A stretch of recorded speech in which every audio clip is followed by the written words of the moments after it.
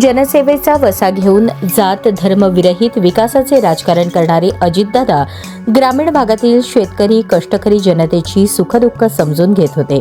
कार्यकर्त्यांना ताकद देणारा स्पष्ट वक्ता आणि प्रशासनावर पकड असलेला ऊर्जावान नेता आपल्यातून निघून गेल्याने सोलापूरसह महाराष्ट्राचे फार मोठे नुकसान झाले आहे, अशी भावना विविध मान्यवरांनी शोकसभेत व्यक्त केली.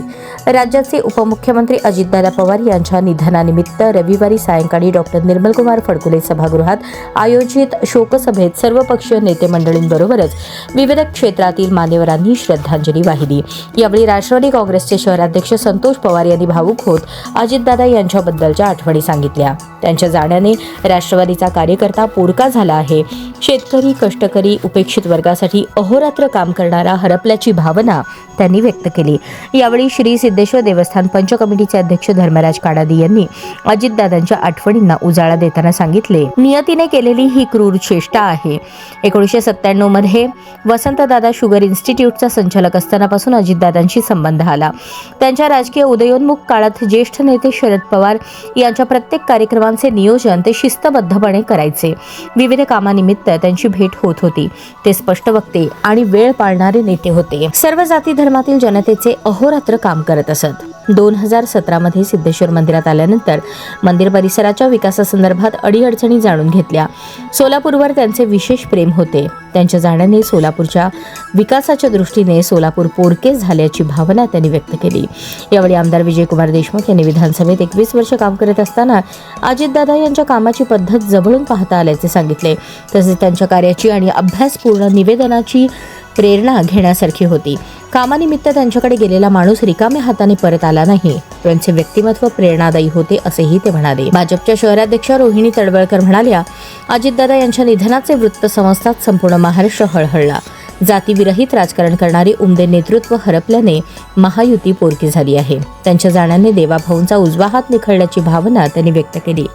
राष्ट्रवादी शरदचंद्र पवार पक्षाचे शहराध्यक्ष महेश गादेकर यांनी अतिशय वेगवान आणि प्रचंड ऊर्जा असलेला नेता राज्याने गमावला असून ते मुख्यमंत्री झाले असते तर राज्याचे चित्र आणखी वेगळे असले असते, अशा शब्दात श्रद्धांजली वाहिली. काँग्रेसचे शहराध्यक्ष चेतन नरोटे म्हणाले, अजितदादा यांच्या जाण्याने महाराष्ट्राचे प्रचंड मोठे नुकसान झाले आहे. स्पष्ट वक्ता म्हणून त्यांची ओळख होती. आयुष्यात त्यांनी माणसे कमावली. त्यांचे विचार पुढे नेणे गरजेचे आहे. शिवसेना उद्धव बाळासाहेब ठाकरे गटाचे शहराध्यक्ष प्राध्यापक अजय दासरी यांनी महाराष्ट्राच्या राजकीय पटलावरील अजितदादा यांच्या रूपी एक तारा निखळला. प्रत्येकाला हवेसे वाटणारे अजितदादा हे माणुसकीने ओतप्रोत भरलेले व्यक्तिमत्व होते, अशा शब्दात आपली भावना व्यक्त केली. MIM पक्षाचे जिल्हाध्यक्ष शौकत पठाण, अजितदादा मुस्लिम समाजाचे प्रश्न प्राधान्याने सोडवत असल्याचे त्यांनी सांगितले. शिवसेनेचे जिल्हाप्रमुख अमोल शिंदे यांनीही अजितदादांच्या जाण्याने महाराष्ट्र पोरका झाल्याची भावना व्यक्त केली. याप्रसंगी जनार्दन कारंपुरी, गणेश वानकर, पुरुषोत्तम बर्डे, सुधीर खरटमल, किसन जाधव, आनंद चंदनशिवे, दत्ता मोळे, भारत जाधव, माऊली पवार, चंद्रकांत दायमा, दादा साळुंखे, मकबूल मोहोळकर, तानाजी शिंदे, दत्ता गायकवाड, सुहास कदम, राजू राठी आदींनी अजितदादांच्या आठवणींना उजाळा देत श्रद्धांजली वाहिली. शोकसभेचे निवेदन श्वेता हुल्ले यांनी केले.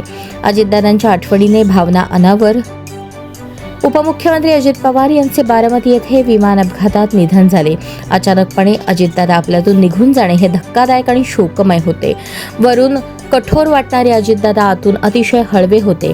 त्यांच्या सहवासातील आठवणींना उजाळा देताना शोकसभेत अनेकांचे कंठ दाटून आले. त्यांची शिस्त, वेळेचे महत्त्व ओळखणे आणि विकासाचे राजकारण हे गुण आदर्श घेण्यासारखे असल्याचे मान्यवरांनी सांगितले.